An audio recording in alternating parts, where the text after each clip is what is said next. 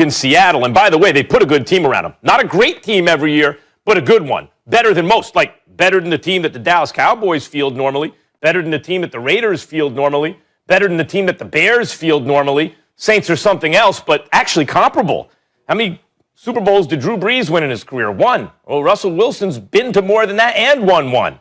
Look, going into this last season, I liked Seattle to win the NFC after the Jamal Adams trade. Jamal Adams got hurt. You knew it was like a hopefully bend but don't break defense, and then you add an elite piece like Adams. You think maybe that can put him over the top. Didn't work out that way. It was a bend and break defense, and Jamal Adams was hurt, and they really could never get it together on that side of the ball. But there was reason to think maybe they could. They tried to address it in a big way by bringing Adams in. Does Russell Wilson have weapons in Seattle? Oh, my God, yeah. He's got a great receiving core to throw to.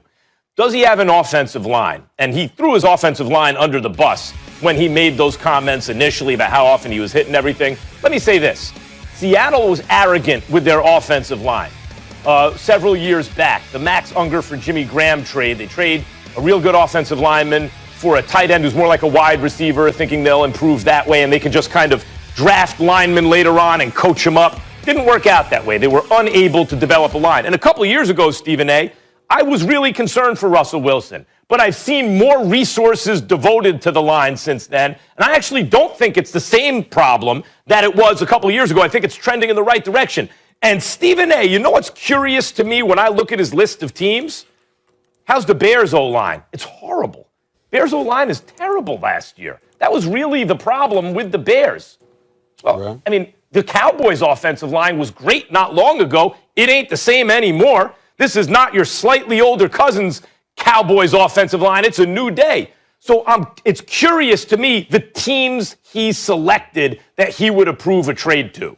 Well, not all of them are that curious to me. A couple of things that we need to get out of the way. Number one, if you're Russell Wilson, here's why the Dallas Cowboys would be on your list. It's called comfort, Max Kellerman. So let me get this straight. You could be mediocre, miss the playoffs more times than you make them over the last quarter century, and still be relevant and still make dollars because you're still in the spotlight. That's not a bad deal for a football player. So let's take that into consideration because that would be one of the reasons why they would want to be a Cowboy. It certainly ain't because they're winning. That's number one. Number two, when we think about Russell Wilson in terms of whether or not he should stay or go, if he wants to go, he should go. The reality of the situation is this is a champion. This is a guy that's going to 2 Super Bowls. This is a guy that's been the star and carried the franchise on his back for at least the last 5 years. And when you look at some of the things that are transpiring, the man's been sacked 394 times in his career. That's one of the top 2 in terms of being sacked. He's been hit over 1,100 times. And this is the star of your franchise who's been basically abused in that regard. And he walks into a room and he tries to make suggestions onto how you can avoid getting him hit more often, and you literally let him walk out of the room disgusted because you dismissed him. That's very, very disrespectful, and that's the kind of thing that should make him say, I want the hell up out of here. Now, in terms of the teams that he should go to, let me say this to you. Easily for me, it's the New Orleans Saints. The New Orleans Saints, although their offensive line needs to be improved a little bit, their defense has improved vastly over the years. Michael Thomas is an all-world receiver. All right. Alvin Kamara is an all-world player.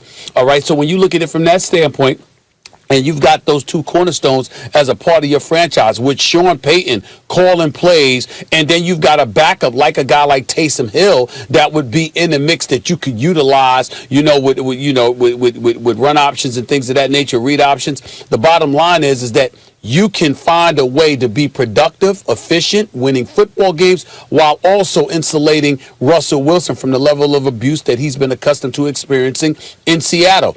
I think the Saints are an easy call here. I don't think the Cowboys should be a part of the mix. I don't think the Raiders are ready yet. They shouldn't be a part of the mix, even though obviously I think Russell Wilson would take the Raiders to the playoffs. I think the Bears obviously is something that you can't dismiss because of their defense and playing in Chi-Town. The fact of the matter is they could do some things with Russell Wilson as well, but the ideal landing spot for him would be the New Orleans Saints. They're in the dome. Drew Brees is probably going to retire. Sean Payton is still there. Michael Thomas, Alvin Kamara is still there. And the defense is vastly improved, and they are accustomed to winning their damn selves. I think it's easy to surmise that the Saints would be the ideal landing spot for Russell Wilson based on the list that he gave.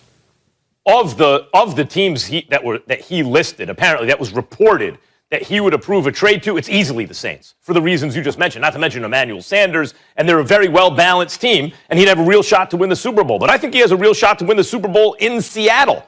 You know, the defense was really the issue this year to me, much more than the offensive line. And by the way, if Russell Wilson is tired of getting chased around and hit, he's got to get rid of the ball a little quicker, too. Like, that's actually a fair criticism of Russell Wilson. No one's perfect. He's great.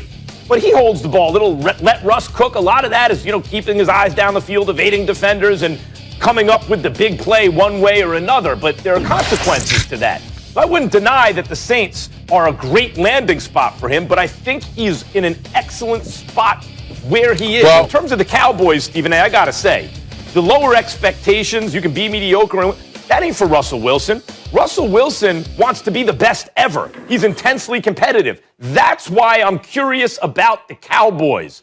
For a guy who wants input, I don't know, you think you're going to get it with the Cowboys? For a guy who wants an offensive line, Cowboys don't have that anymore. And for a guy who wants to win Super Bowls, when was the last time the Cowboys even really been seriously in the hunt for one? That's why I'm surprised at the list. It seems incongruous. The Saints make sense for the points you bring up. Why do the Raiders make sense? Why do the Cowboys make sense? And what do they have in common, really? I don't get it. Well, listen, here's what I would say to you. I mean, you can look at it from that perspective, and I get where you're coming from, but here's the part that I think you're missing. It's similar to Deshaun Watson. There's something that, it's connected to football, but it transcends football to such a degree. Why all of a sudden would Russell Wilson have this attitude? You've disrespected him. It's not about the football team. I understand what your point. Your points about the football team are valid. As far as I'm concerned, Seattle Seahawks are a playoff team. They could contend for a Super Bowl. We get all of that. DK Metcalf is there with Lockett and those boys. Of course they could contend for a Super Bowl. And Pete Carroll's coaching them, and we know he's a damn good coach. He's a championship coach. My point, however, is if Russell Wilson feels this way, you have done something to disrespect him. And so I think that's the question that really, listen, and let's call this what it is. All right, let me ruffle some feathers. Not that I give a damn, but let me be very, very clear about this. Dak Prescott, his contract situation, it's not about the money. It's that we want you for more years and all of this other stuff. Every other organization in the NFL understands you got to take care of your quarterback. Jerry Jones is taking care of everybody else but his quarterback. Deshaun Watson, Houston. He feels signs $160 million, over $100 million guaranteed over 4 years, crying, with gratitude because of what the Houston Texans did in terms of investing in him and showing their faith and trust in him, et cetera, et cetera. Less than a year later, he wants nothing to do with them. In a league rife with parity, mind you, you can stink one year and be a contender the very next in the National Football League. That's what makes it so special. Now we have a situation with Russell Wilson, who's been there for years, who's gone to 2 Super Bowls, who's won a Super Bowl title, who's been a model citizen, who's carried the franchise on his back, et cetera, et cetera. I'm sorry, is it just me? I'm seeing 3 black quarterbacks feeling disrespected. Yeah. Is it just me? Nope. Is it just me? Let me just add one thing to that. Stephen A., that I find interesting. Max, let me jump in here really quick, because when we're talking about Russell Wilson and we're talking about Deshaun Watson, besides the fact that they're both black quarterbacks, they both have taken a lot of hits and they haven't been protected at the line. That's another piece that hasn't been mentioned. And Max, and when you say, I don't get what's... Yeah, and also, Max, when you said I don't get what's in common, I do. These are all major cities with solid football teams. He's picking major markets. Yeah, I don't know, but he's left off a lot of bigger markets than the ones he's included. And I wouldn't say all of them are really solid football teams. Actually, I think the Dallas Cowboys have a lot of problems. I think the Raiders are solid. I think the Saints are excellent. And there was one more that's slipping my mind right now. Bears. And the Bears have a defense, but they have no offensive line. Like, if he's worried about getting chased around, oh, my God. Let me say something about what you brought up, Stephen A. I think you're right. I think there's that component to it, and I also think this is one of the reasons for so many years the owners have tried to stand on principle and even sometimes hurt themselves to prove a point to labor, to prove a point to the players, like Le'Veon Bell. Yeah, we want you back, but hey, we'll lose you to prove a point, right? And the point is now that franchise quarterbacks, if you are a great quarterback, you're calling the shots. This is the nightmare scenario for the owners in the league. Just a question to end the segment, and it's a rhetorical one just for the audience, not you two. Houston, Dallas, Seattle, franchises. These guys are pretty elite quarterbacks. Some would debate that about Dak Prescott as whether or not he's very good to great or whatever. But these are not scrubs. They're not only black men who are stars at their position, who represent and show up and produce. They're also model citizens. And in the aftermath of all of this that has transpired with social justice issues and everything else, with a nation of folks that don't look like me talking about we want to listen, we want to hear, et cetera, et cetera. You're looking in the National Football League, and we all know the problems that the black quarterback has had in the past instead of receiving the level of respect they so richly deserved. And here we are in the year 2021, and this is what we're seeing right now. Somewhere along the way, somebody needs to answer that question for us. Why those three guys? What's the problem? I'm just saying. I'm just saying. No, that's fair. Max, can I ask you a quick question here before we go to break? Who would you rather have? Let's look at our team. We're both big fans of the New York Football Giants. At quarterback, if we could get Deshaun Watson today or Russell Wilson, who do you think we have a better shot at a Super Bowl with this season? Deshaun Watson is at least Russell. I think Deshaun's at least Russell's equal right now, and he's a lot younger. And I would say, Stephen A., I second what you're saying. I think there are questions that need to be asked.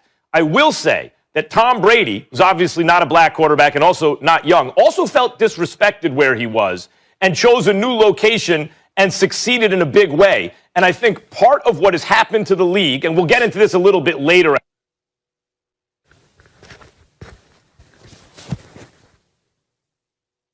I don't hear Max. Okay, I can't hear Max right now. Stephen A., I don't know if you can, so I'm going to ask you to answer the same question. Who would you rather have, Deshaun or Russ? Me personally, I would rather have Deshaun Watson. There's no knock against Russell Wilson whatsoever. I love him, and I think he's great. I just think that Deshaun has ascended to such a level that I don't see anything Russell Wilson doing that Deshaun Watson cannot do, and he's younger. So I agree with Max on that. All right.